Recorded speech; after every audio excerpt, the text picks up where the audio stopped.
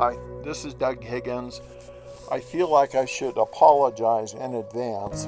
I showed up to the Flaggstaf Roundup with a brand new phone, and I thought I had downloaded the proper app for recording, the same app that I've used at previous roundups, but unfortunately it was not the same app, and it had to be converted in order for me to get it into my editing software. So during that conversion we lost a great deal in terms of fidelity. I promise you I will have this issue addressed before the Kaibab Roundup, which is the last weekend in June. If you would like more information, feel free to call me. You'll be able to see that in the YouTube comment box. Thank you. Terry M. He is from down the hill in Gilbert, Arizona. He has quite a lot of sobriety time, and I look forward to hearing him speak. Please give him a warm welcome, Terry M.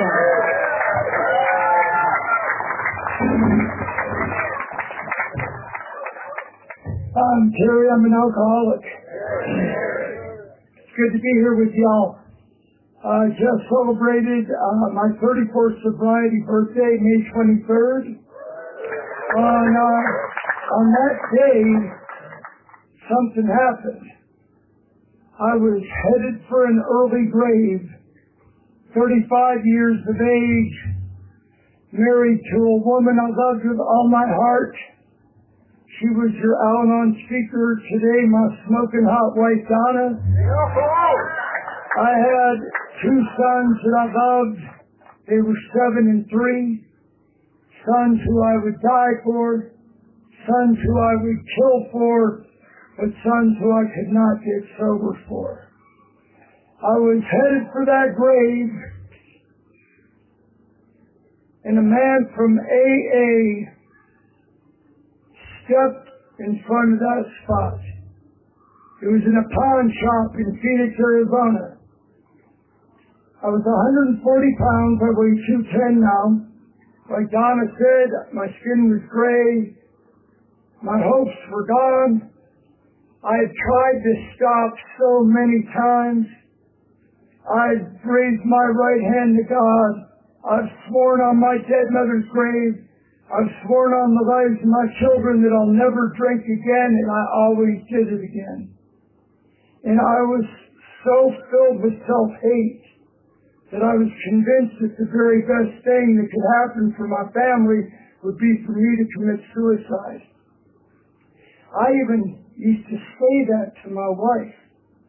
If I was dead and you could just have that insurance policy and live your life with those boys without having this disgrace of a husband. My little $20,000 policy was going to hook her up, right? I felt so broken and so hopeless.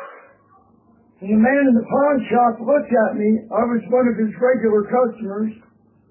And he looked at me and he said, "Dude, I don't know if you're in trouble or not." The minute he started to talk, my mind started to slam shut. Oh, great. Here we go. One more person going to give me a lecture. One more person with authority over me. One more person was going to say something like, "Why don't you just stop? Why can't you stop for her or for them or those kids? You know, you seem that you have so much talent. You have all this ability. You have all this potential." I've heard all that stuff. And just as the gates of hell were slamming shut on me as he started to talk, he flipped it on me. And what he said was this: "I used to be in trouble." And he proceeded to tell me stuff about him. What our beautiful big book says is that an alcoholic armed with the truth about himself can go into that place that no one else can touch. Donna's love couldn't get there. My father's strap when he would try to be sensitive to me. My mother's begging and use of shame. "I'm so ashamed of you, son." None of that worked. The schools used counselors, the police used handcuffs, the military used court-martials. Nothing worked. I know nothing works. In fact, I know, standing in front of that man in that pawn shop, I know one thing for sure, that when I stop drinking, my life gets worse. I know that. I know that from my own experience. But what this man did is he turned it, and he said, I couldn't stop. My life was falling apart. I hated myself. I went to this place called Lark. It was down on the south side of the runways. You enter it off at 24th Street. You come in on a walk, and it's right over there. It's a building right next to the police substation. And he's drawn a mental mind map. I don't know what he's doing. I don't know that he's working his 12-step on me because I had never known anyone who had ever tried to get sober. Everybody that I knew ended up in jail or dead or stay drunk. And so he's drawn this mind map, and he says to me, he said, I went to that place and I asked for help, and they said they would help me. And he said, man, I went there and it worked.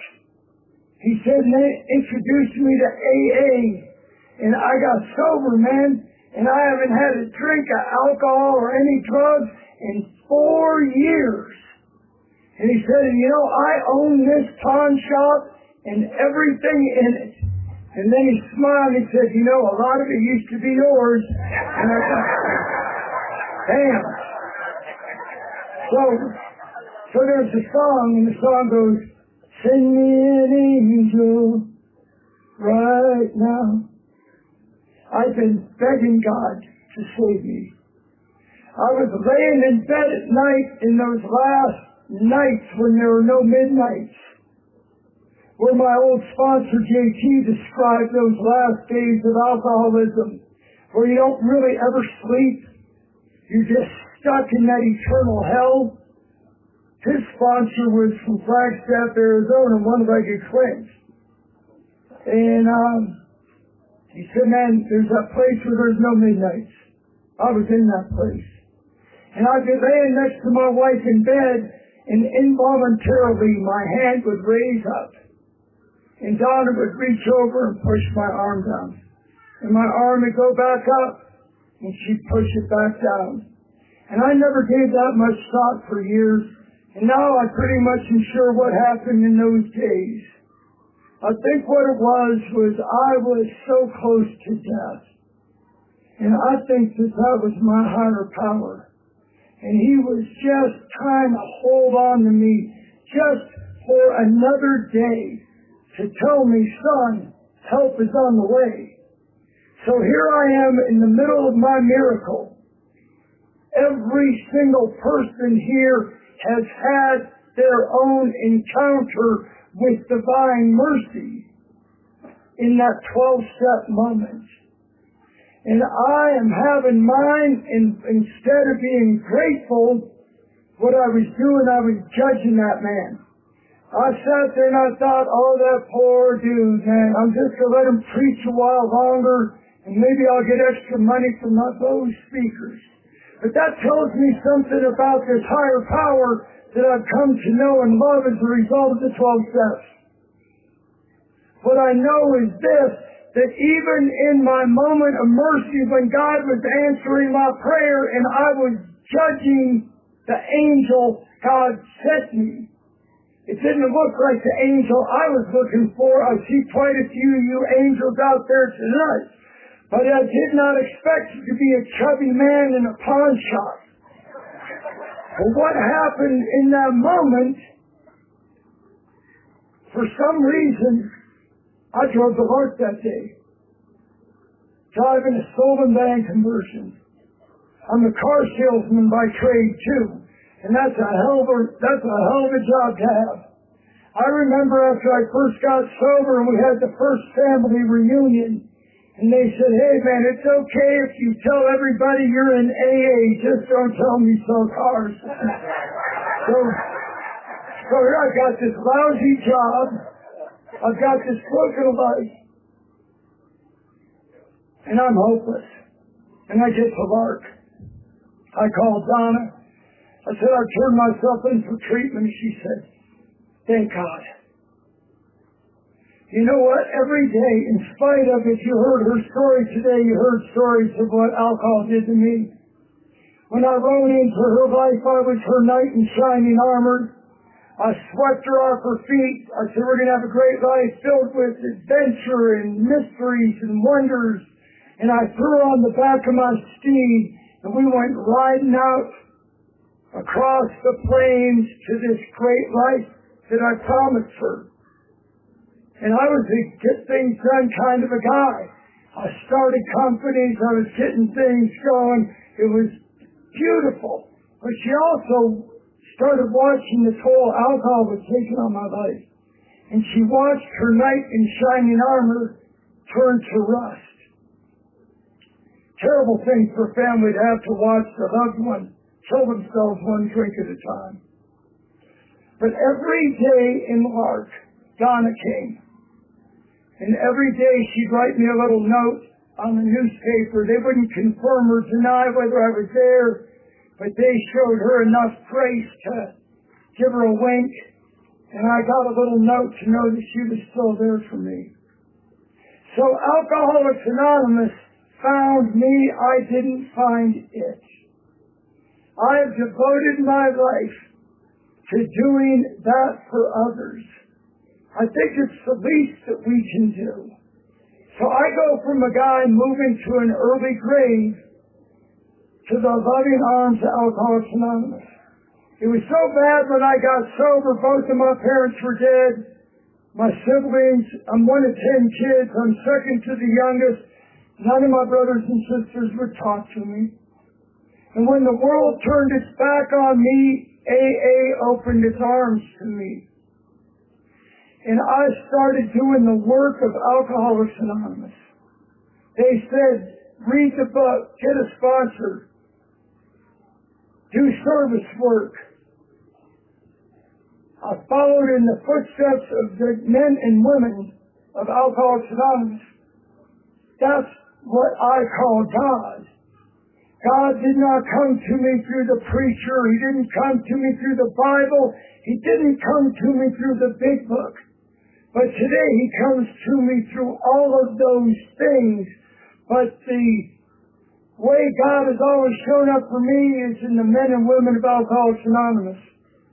I heard it here last night. I heard it with Marcy's beautiful share and my wife's merciful share.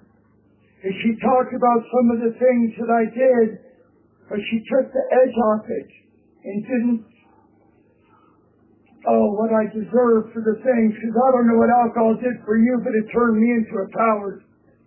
I went from being a warrior. I was a kid that chased the clouds. I was a dreamer and a believer, and alcohol took my soul one drink at a time, one step at a time, one day at a time. So when I have an opportunity to come here to the Flaggstaf Roundup that's designed for living, I am so grateful to be here because this place literally is a part of my early sobriety story. I was fortunate. I was able to go to treatment. I am so grateful for the fact I got to go. And in that treatment center, I learned a few things about myself. I learned that alcohol had turned me into a coward, and Alcoholics Anonymous could turn me into a man again. I learned that I could become the kind of husband to my wife that I always wanted to be, that I could be the right kind of a father to my son. I've done the work here. I've put in the effort. When I was in treatment, they said to me, Terry, is there anything you want to talk about? It was during family group, and I'm so happy to see all the families here. And I said, yeah, there's some I want to talk about. I want to talk about my son, Brandon. And they said, Brandon, it was a treatment center that encouraged you to have your kids come on the weekends. And they got to know my boys, Devin and Brian. And I told them the story of what alcohol did to me. In between the two boys, Donna got pregnant. The miracle of life was unfolding. I'm not a bad man. I have a bad disease. And in this period in our life, I was drinking a lot, but she's pregnant. We're excited. We got this boy coming. His name's Brandon. And in this treatment center, I started to talk about him and what happened. And it's 7 months of pregnancy. My little son, the 3-year-old at home, is excited. He's got a little brother coming. Me and Don are struggling because of my drinking, but we're going to welcome this boy into the world. And at 7 months, Donna told me something's wrong, the baby's not moving. We went down, they did an ultrasound, they came back, and they said, we're so sorry, but your son's dead. And they said to Donna, ma'am, in keeping with the natural order of things, you need to carry this dead baby to term. Your body will expel the child when it's time. We walked out of the hospital, no counsel, no clergy, her with an alcoholic husband, who was just about to discover just how much I needed alcohol. I never needed a drink more than I did that day. We drove to my sister's house to cry, to begin to process whatever the hell was happening. And all she had to drink was Tia Maria, this rock liqueur. And I'm pouring that stuff in. I can remember I couldn't get enough booze in to kill the pain I was feeling. Everywhere we went, people said, is it a boy or a girl? Are you going to teach her to play ball? Have you decorated the room yet? After a while, we stopped answering those questions. My little boy at home, why are mom and dad crying all the time? Why is nobody talking about my brother? What I heard Donna say was, after about a month and a half, I can't do this anymore. They have to induce labor. What she really said, and I only learned a few years ago, because in my alcoholic mind, I distort the truth. And what she had said was, if they don't take this baby, I'm going to kill myself. We went there and they put us in the nursery, right next to the nursery. Anybody here a parent know what I'm talking about? The mom's breathing. Push, push, push. I'm her coach. And right there, the people are going to the glass all day to look at their babies. And finally, after hours of labor, Brandon was born. They handed me my son, and I backed up and wouldn't take my boy's body. We left the hospital. I left him behind. We went home. I don't know how many days it was, a few days, a week, maybe 2. I was so far into that bottle. And I left my wife and 3-year-old son and fled the state with another woman. What kind of man would do that? This man. Without this program, without the 12 steps as the guide rails for my life, I am capable of unbelievable atrocities against people that I love the most. And as time went on, me and Donna got back together because there was a strong pull between her and I. And we got back together. We had another son years later, and his name is Brian. And and then that still wasn't enough, right? I don't know what's wrong with me. I keep building my life up and then tearing it down. And then I build it up again and I tear it down. And I don't know why do I keep doing this. And I keep hating myself more and more and more. And then finally, mercifully, before the grave found me, AA stepped in the way. And I started doing the work. And in treatment, they gave us an assignment. They said, we want you to write a letter to that boy and tell him, why are you here? And we wrote it. We talked about it for the first time. And we said, Brandon, we're here so I can break the chains of alcoholism that have been driving my life, that have been preventing me from being the man I want to be. The father to your brothers that I've never going to use the chance to be for you. And man, I will tell you what, we finished that letter and we left And when we were done, we were together with all of the rest of the patients, all of the other alcoholics. And they said, "You had the letter?" And we said, "Yeah." And they said, "We know you didn't bury your son, so we're going to have a funeral for him. We're going to have a Dixieland jazz funeral." They said, "Follow us." And we followed a procession of counselors and alcoholics into the chapel of this treatment center. And they all played invisible instruments. And here was the song. Do, do, do, do. Do, do, do, do. Do, do, do, do, do, do, do, do. To where the saints go marching in, me and Donna followed that procession and got on our knees in front of the altar, and sitting on the altar was this wooden box, a God box.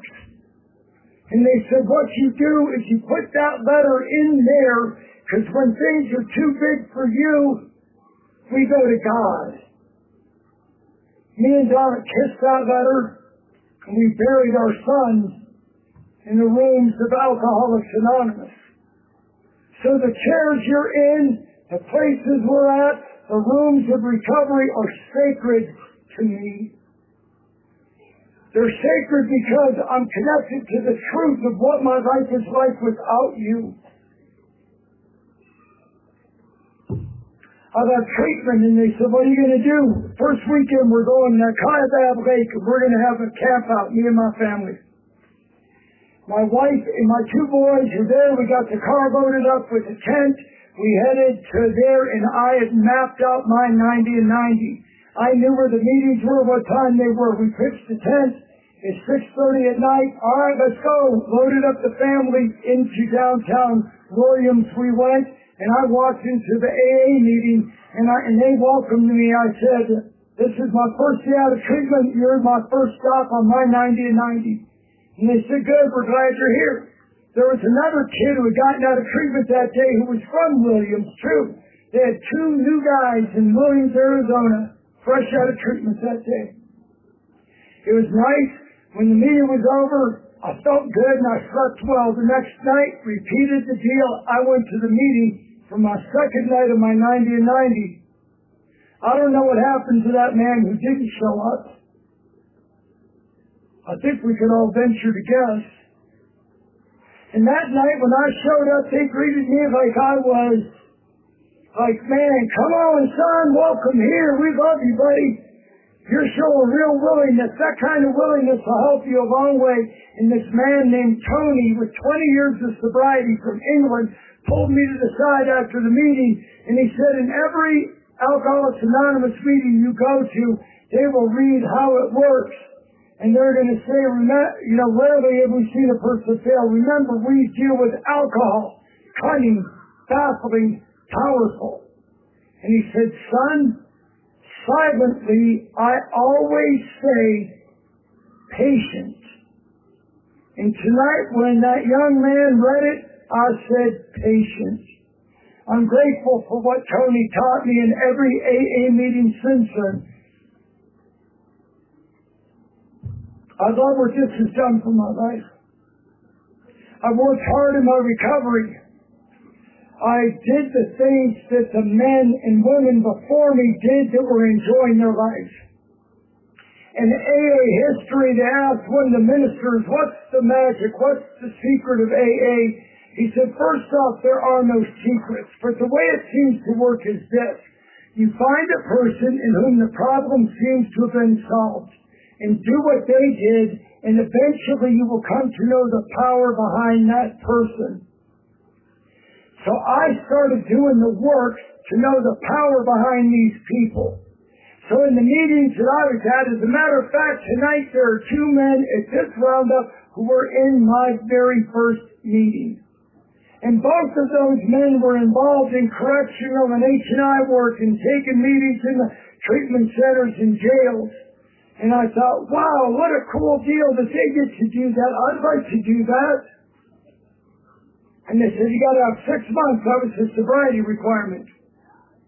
I remember when I got my 90-day chip, this one man said to me, "Hey, you're halfway there." And when I got my 6-month chip, he said to me,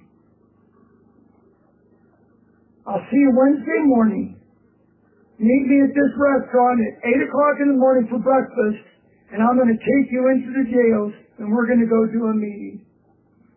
I showed up on time because I knew that he was not playing around. And I showed up and I met that man. And I was with that man every Wednesday for the next 30 years, carrying a meeting into the jails. Now let me tell you what. In the first 5 years of my service, they didn't even count us. They didn't even have a process. They just would let us in. That man is sitting right there, Burton C., who lives in Munns Park.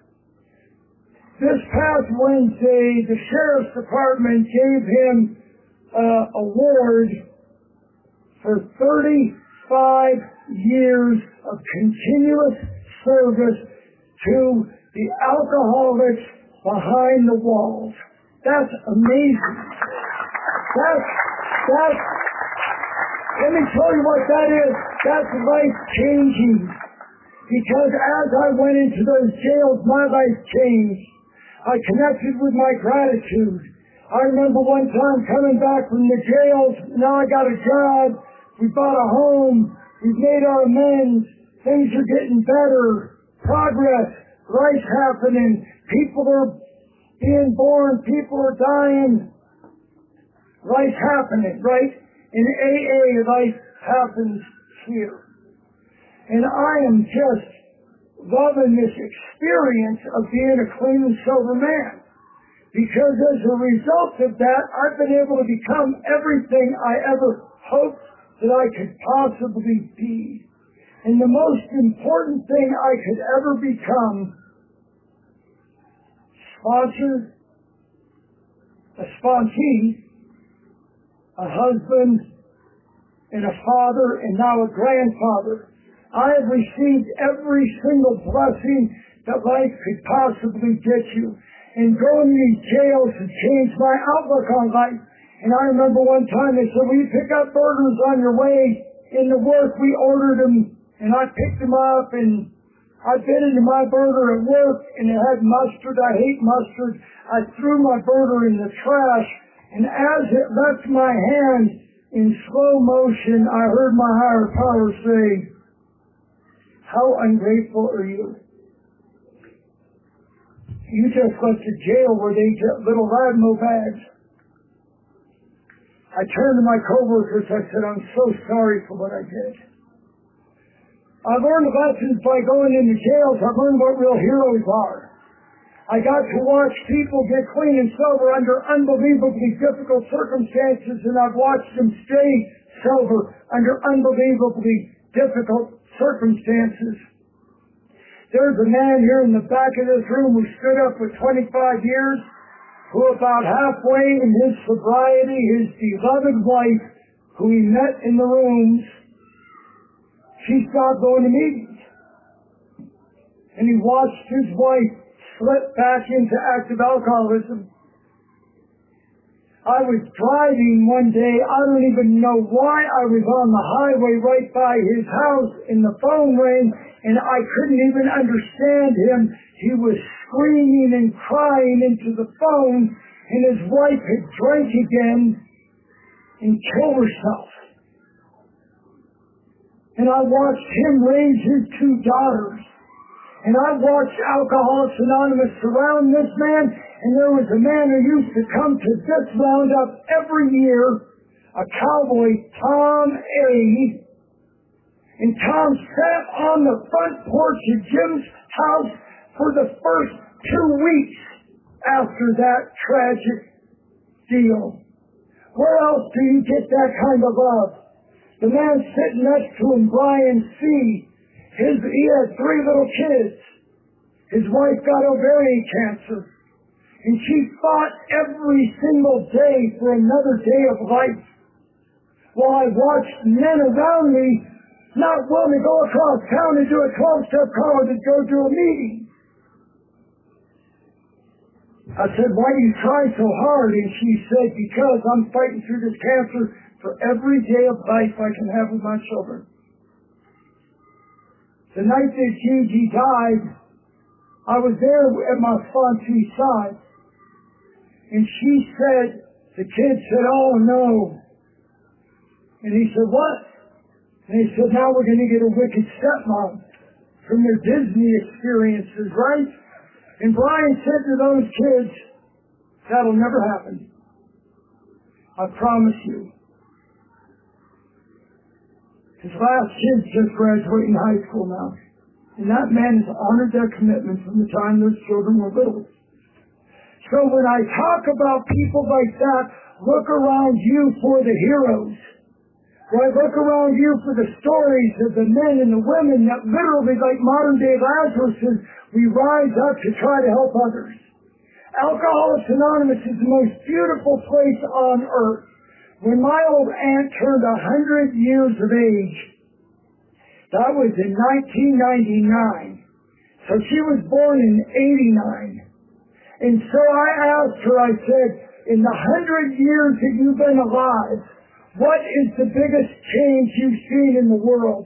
And in her 100 years, she had seen the telephone, plumbing, the automobile, lunar flight, landed on the moon, space travel, airplanes, you name it, the computer, the internet, the television, the radio, all in her life. I said, "What's the most significant thing you saw?" And this old gypsy woman looked at me, her eyes got sad.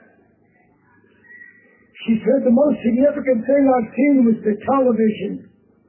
When the TV turned on, everyone went inside and they never came back out. People used to live their life on the front porch. People used to live their lives at roundups. People used to know everybody in the neighborhood, but now people know who's on Dancing with Stars, but not who lives next door, except in Alcoholics Anonymous. We are the last hope for this, I believe, for humanity. Alcoholics Anonymous is the front porch of the world. Look around you this weekend. Go over and have a s'mores. Sit by a campfire. Visit with a friend. The miracle of AA is unfolding, and it's remarkable. And I've got to watch myself go from this broken, battered man who hated himself to become a man who could love and respect himself. My mom used to say, "I'm so ashamed of you." I thought those were my mother's last words to me. "Get out of here, you make me sick." And because I go to retreats and I pray and I meditate and I work my 12 steps and I work them again and I avail myself to wherever the Spirit is. And let me tell you what, the Spirit is definitely here at this roundup this weekend. I felt it when Marcy talked about God and the thunder started. I'm a little bit jealous that I've not gotten any God thunder. But then again, I got to make amends to my wife for things you can't make amends for. I got to get right with my mother and father from beyond the grave. When I was in treatment, Father's Day, and it's coming up, they said, "We want you to write a letter to your dad forgiving him." So I wrote this letter, and I forgave my father, and I read it to all the newcomers in my small group. And you got to hear me on this. If you're new, find some old-timers. If you're an old-timer, find some new people. Something magic happens when we get together like this. I read that letter to my small group about how I'm trying to break the chains of alcoholism that have bound me since the boats from Ireland and all the things my dad failed to do. I was a good athlete and a hurdler and a runner, and he didn't develop it. I'm going on and on as I'm reading it. All the newcomers were crying with me. And then I found that letter when I had 2 years of sobriety. My dad died in 89. I got sober in 91. I found that letter in 93. And when I read it, I realized everything on that letter was dishonest. It wasn't a lie, though. See, I don't see things as they are. I see them as I am. And I was afraid, frightened, angry little newcomer looking for somebody to blame for the mess I'd made of my life. And the only thing that was true in that matter was that he was my father. I forgave him for his failings, but what had changed, my dead dad or me? It was the 12 steps.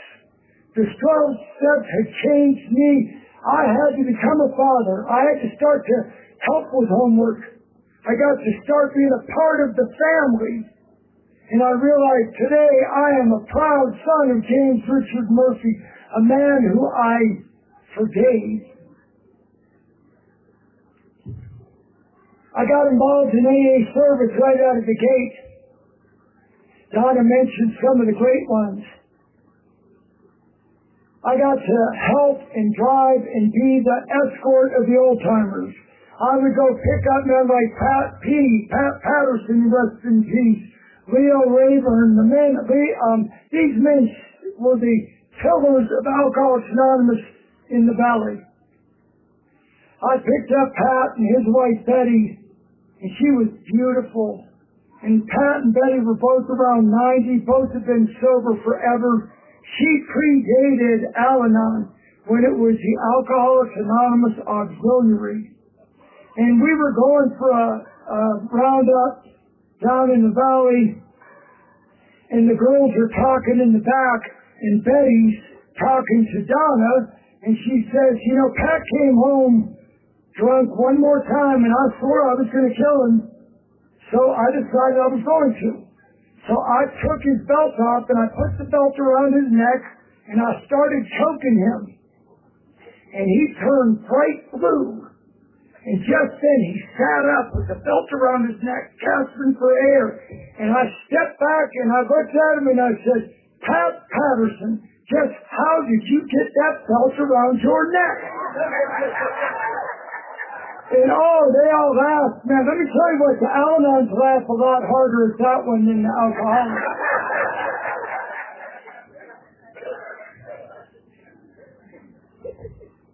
Oh my God.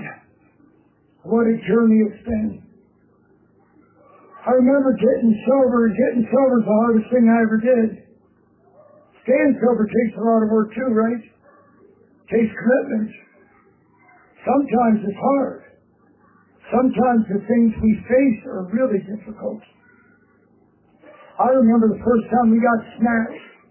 I was the happiest man on earth. We were making progress. There was Coca-Cola and beef jerky. And I grabbed that Coca-Cola and I sat down and I grabbed a piece of that jerky and I'm chewing it up and I'm enjoying my Coke.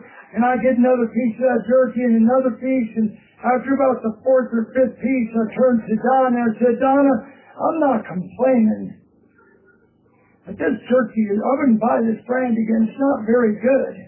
And she said, well, honey, it's not jerky. It's dog treats. And I said, why in the hell did you let me eat so many of them? And she said, it looks like you were enjoying it so much. I didn't want to take that from you.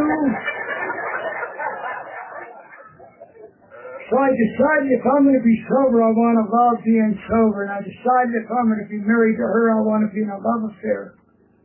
So for our 40th wedding anniversary, I said, Donna, what do you want to do for our 40th? We're 46 years now. What do you want to do for our 40th? Because, you know, some people wait till their 50th, and sometimes the health won't allow you. I was a strong man. She was. Let's do it. Where do you want to go? And she goes, I want to go to Machu Picchu. I want to go to the Inca temples and the Andes Mountains.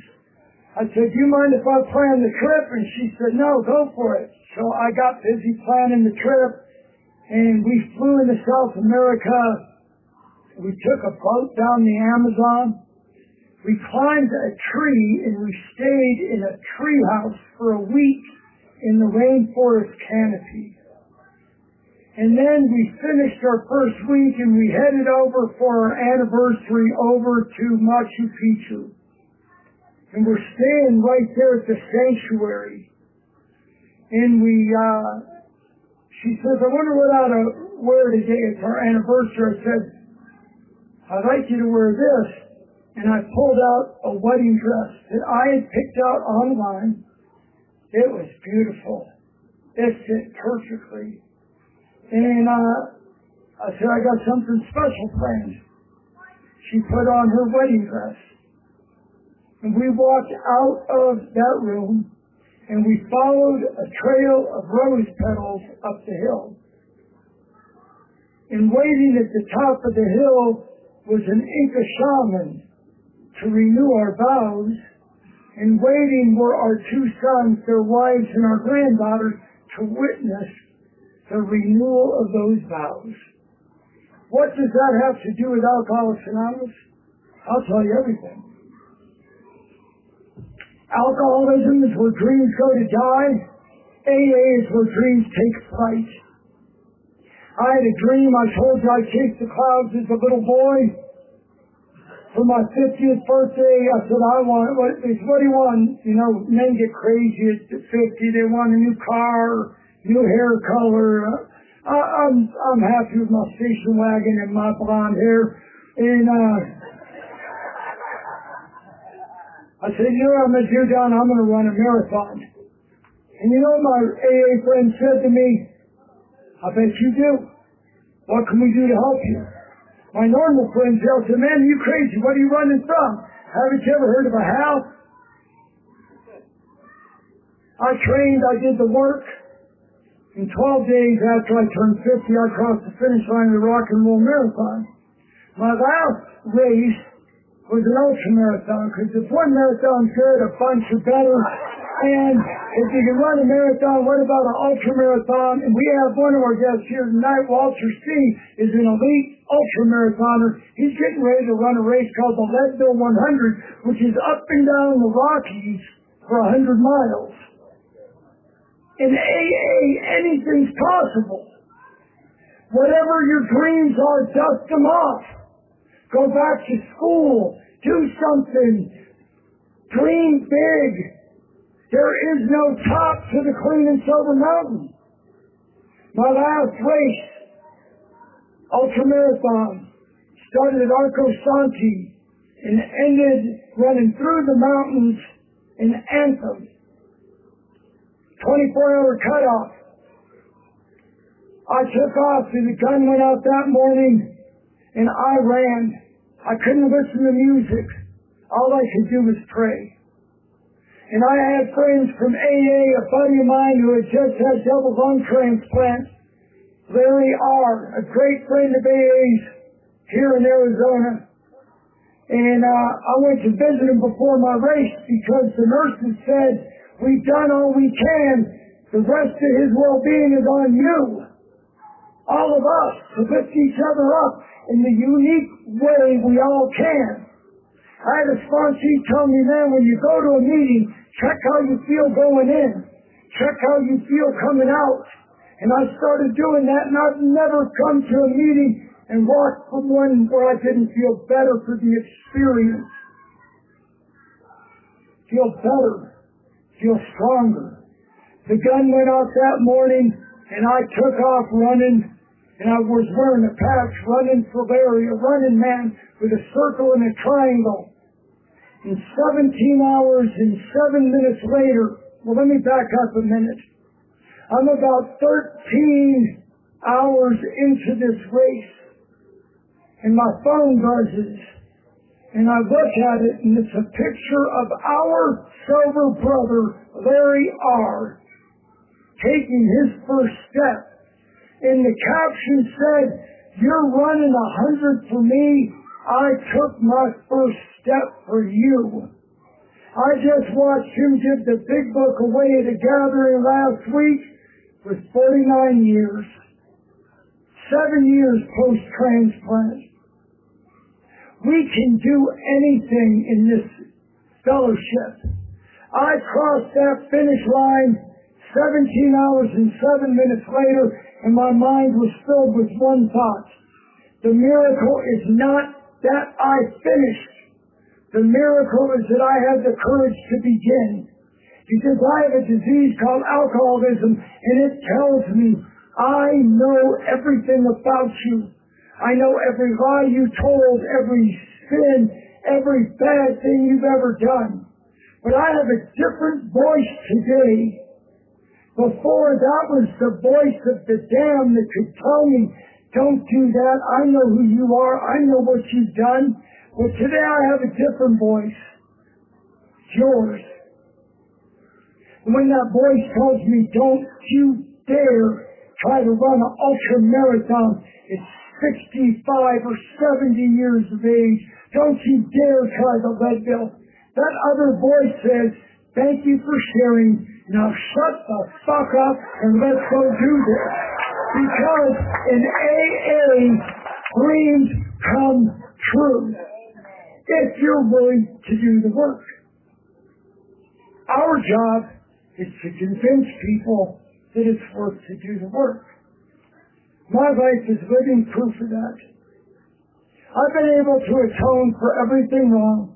I told you that I thought my mom's last words were, get out of here, you make me sick. In meditation at 50 years of age, 15 years sober, I was at my mother's bedside in meditation. She was wearing the flower bathrobe we had given her that Christmas when the cancer had broken off, and she hadn't spoken. She couldn't speak. I think they call it aneurysm or something. And my job when I get home from school was to mix oatmeal and vitamins and put it in an eyedropper and put it in my mother's mouth, and I'm feeding my mom, and I'm trying to feed her, and she wouldn't take it, and she's going, I'm meditating, I'm 50 years of age, this is a long time ago, my mom died in 71, and I am light years away from there, but in the realm of the spirit, we're right anywhere God wants us to be. And I'm there, and I'm trying to feed my mom, and she's going, And I looked at her, and I said, Mom, what? And I started to cry, because I know if she doesn't take nourishment, she's going to die. I don't know I have this wound. And she looks at me, and she said, I love you, baby. Those were my mother's last words. What could I ever do for AA to repay that precious gift? You know, we all suffer wounds. Right now, my family's been getting hit with them.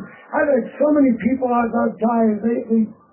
Oh, man, some of the people that I know that have died. Right across the street, my youngest son lives with his wife and my two youngest granddaughters. Her parents have been friends of mine since before I got sober. He just retired 60 days ago. And 30 days before his retirement, they told him he had terminal cancer. You got a short time to live, months, maybe a year.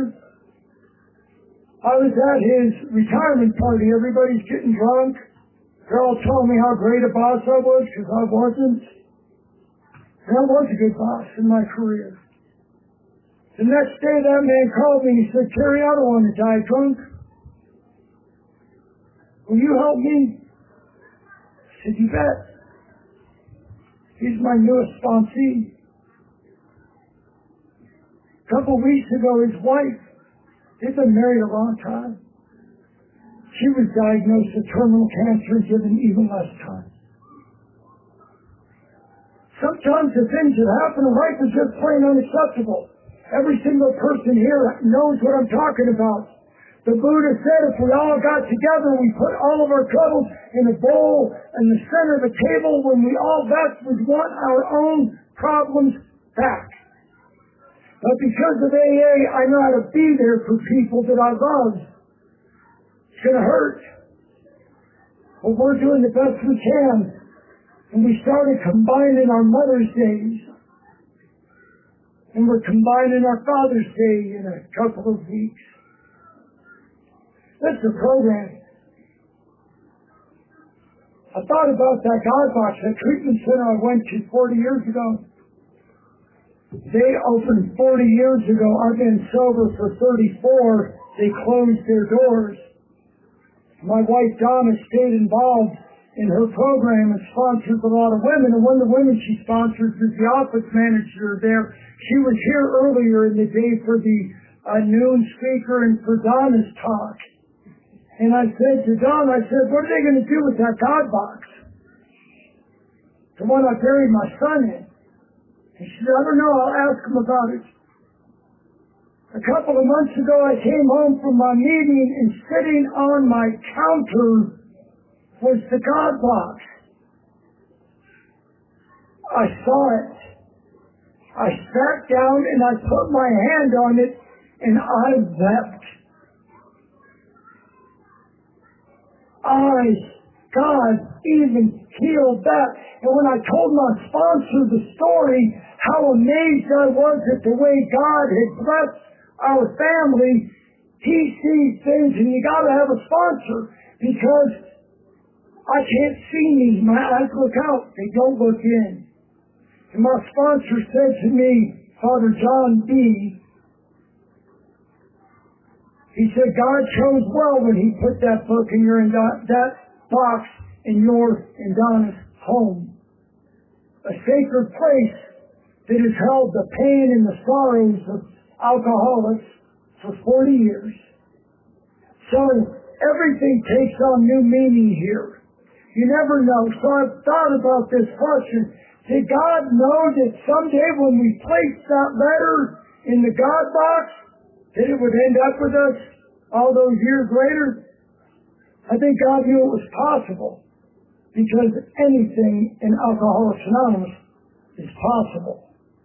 So I'm going to close with this. I'm wearing brand new shoes right now. And I see these shoes. Burton goes by Jude. He goes, hey Jude. They're called Hey Judes. When I saw them, I had to buy them. I know I'd be staying at their house and want to honor my man with that, but the reason that I wanted to tell you about this shoe, I've gotten a lot of love and a lot of grace. I've had great men to sponsor me. One of the men, the first man that opened the big book for me, his name was Walt S. And you know what? As time went by, Walt died about 2 years ago of cancer. And it was in COVID, right? So it was right at the end of COVID. But the nurses let me come into the hospital every day to read the book to him. The man who read the book to me as a newcomer, I got to read the book to him every day in the last days of his life. And the reason I'm honoring him with this shoe is, and I do every time I wear a new pair of shoes to a meeting, is because I was a few months sober. I worked all weekend. Nobody bought a car. The banks after, they want to repo. I'm going to lose the house. My marriage is hanging by a thread. Everything's horrible. I leave work on Sunday night. I drive to my meeting, and there's my sponsor sitting outside smoking a cigarette. And I thought, oh my God, my sponsor's here. I can't wait to see him. And Donna had bought me a pair of Trax tennis shoes from Kmart for $5. The black and white, ugliest, cheapest ass tennis shoe you ever saw in your life. And I go running up to Walt. I go, Walt, it's not working, man. I've worked all weekend. I didn't sell anything. You told me the world needs clean and sober car salesmen. I don't think so, buddy. They ain't buying from me. This is terrible. Donna hates me. My dogs growl at me. Everything sucks. I can't. And he looks down and he goes, are those new shoes? And I said, yeah, they're new shoes, but they're $5 Trax Kmart shoes. He goes, dude, there's a lot of people that'd be grateful for a new pair of shoes. And he flipped his cigarette and he went walking into the meeting. He had a long ponytail. I'm gonna take him down. I'm gonna give him one. Instead, I stood out there in my anger long enough to walk into the room, and the miracle of Alcoholics Anonymous happened one more time. I was able to change how I felt just by showing up. And I remember a woman in that meeting sitting there in a rocking chair, and her wrists were bandaged, and she talked about how she drank again. and this time she cut herself. And you know, it's changed. So wherever you're at on this journey in life, just know that there is nothing that we can't do with the power of God that we get to discover by working 12 simple steps. I'm so grateful to be here with all of you at the Flaggstaf A Roundup. In the first years of my sobriety, I would always come up here to enjoy sitting out there. And the idea, if you would have told that newcomer in June of 1991, the first weekend of June 91, that 34 years later, he'd be your Saturday night speaker, I couldn't have believed it. But I know all of you with time would have known that anything is possible in AA. I love you all and God bless.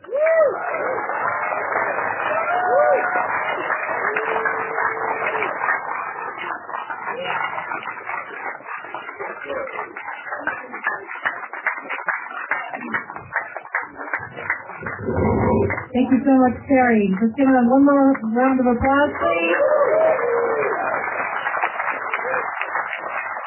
I have a little gift for him. I'm going to run down and give it to him, and I'll be right back.